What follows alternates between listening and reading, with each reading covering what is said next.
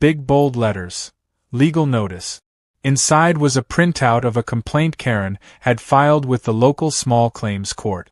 She was suing me for emotional distress, disruption of community peace, and what she described as unauthorized military presence meant to incite fear and suppress HOA activities. The part that really made me laugh was her asking for $15,000 in damages and mandatory porch relocation. It was like she thought my steps could be airlifted to a more compliant household. I forwarded the letter to Mike and to our unit's former JAG lawyer, Vince, who had just gotten back from a conference in D.C. and was more than happy to take a look. He called me within the hour, already chuckling. "She wrote this up herself," he said. "There's no legal standing, and every single complaint she's filed contradicts public property record. Her whole claim is based on a fantasy HOA that doesn't exist." Still, Vince insisted we respond officially, just to make things airtight. He drafted a counterclaim backed with evidence. Copies of my deed, photos of her trespassing, documentation of the impersonation, and statements from multiple neighbors.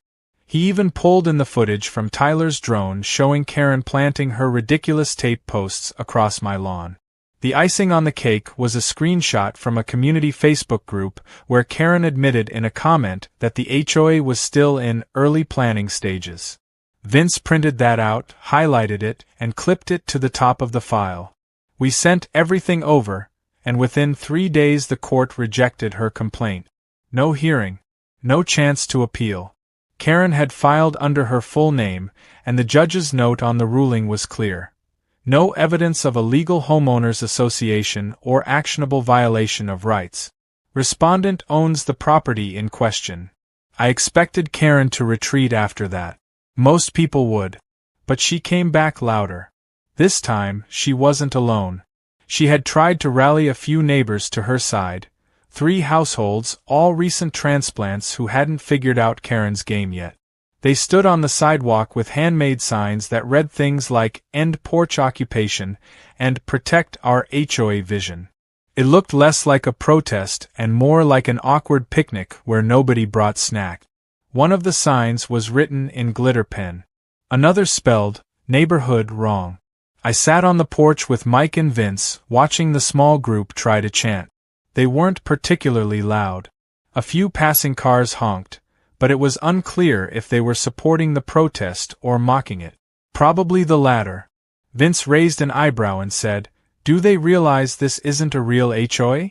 I shook my head. I think they're just afraid to tell her no. But her illusions started falling apart fast. The next day, a Real HOA board from a neighboring subdivision reached out to Karen through a cease and desist letter. She had been using their logo, and referring to her movement by the same name, even claiming she was in talks to merge communities. The board wasn't amused. The letter was worded professionally but carried the weight of real legal firepower. They demanded that she immediately stop using their branding, remove all flyers with their name, and publicly clarify that no such merger existed. They gave her 48 hours. Karen posted a long, frantic apology video online, trying to spin it as an unfortunate misunderstanding caused by shared goals. But the damage was done. The 3 families who'd supported her protest quietly stepped away, one even sending a message to our Porch group chat saying they'd been misled and didn't want to be part of any further drama. Karen was losing control of the narrative, and fast. To celebrate, the guys and I decided to do something symbolic.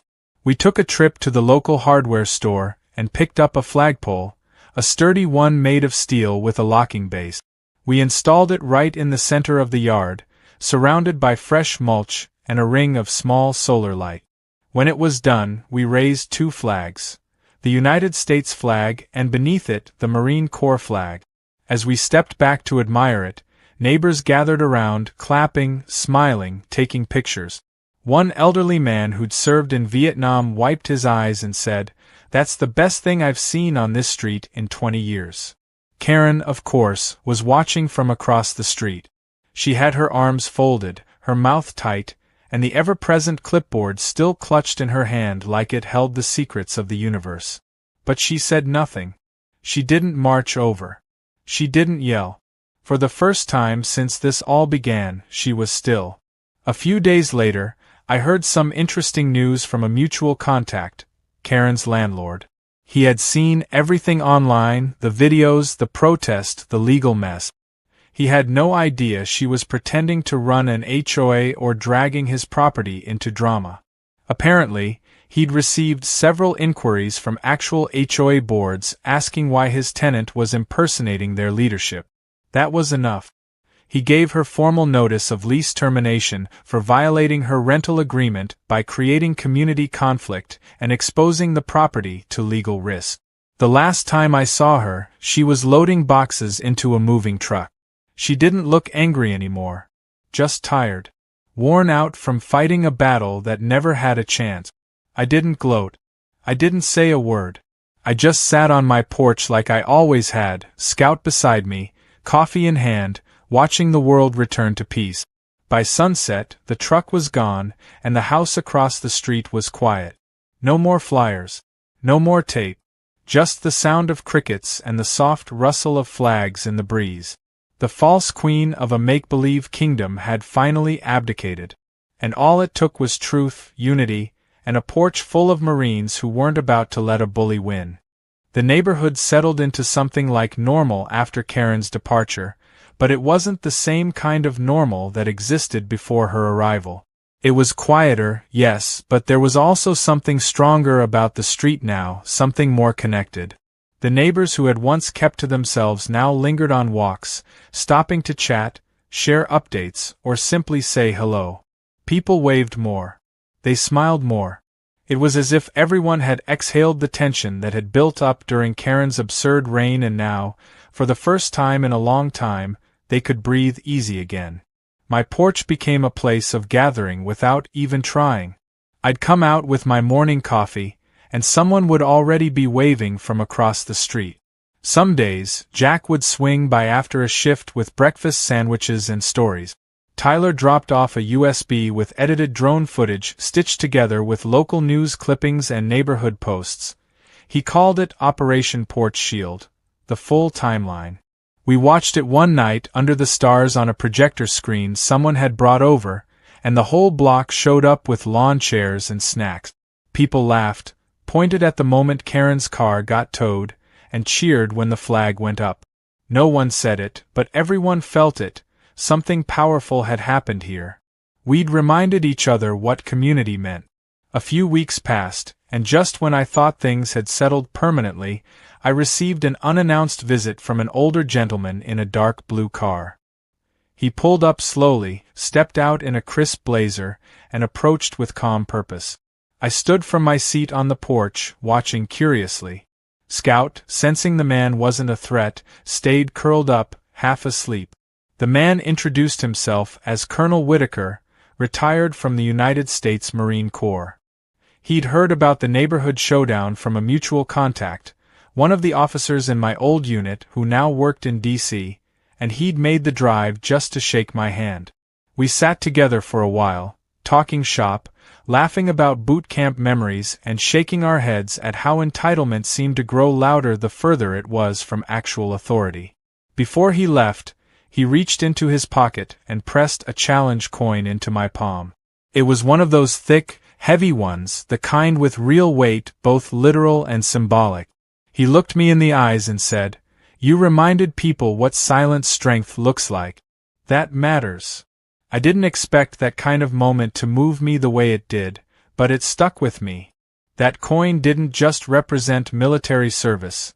It symbolized the fight we'd won with calm, with reason, with restraint, and with brotherhood. We didn't raise voices. We didn't escalate. We stood together and didn't flinch. Soon after, I decided it was time to finish something I'd put off since the first run-in with Karen. I ordered the supplies and started building a proper fence around my property. Not one of those chain-link barriers, but a solid, clean wooden fence, lined with a motion sensor and a fresh coat of paint. When it was finished, I posted one clear sign right at the entrance gate.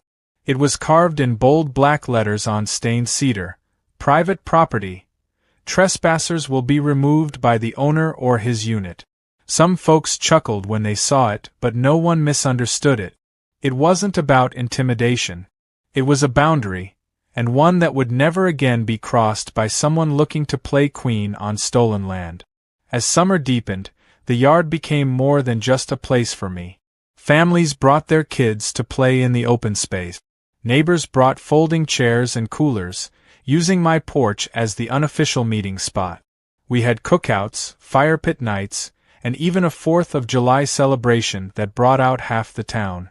Nobody mentioned Karen anymore, but her absence was a kind of presence itself. Everyone was more at ease, more themselves. And without anyone asking or organizing, they started calling my place something that made me laugh the first time I heard it: Freedom Watch. Hey, we'll meet over at Freedom Watch tonight. You bringing chairs to Freedom Watch? Even local delivery drivers caught on. One guy left a pizza with a note that read, "Respect to the Porch Patrol." But it wasn't about ego.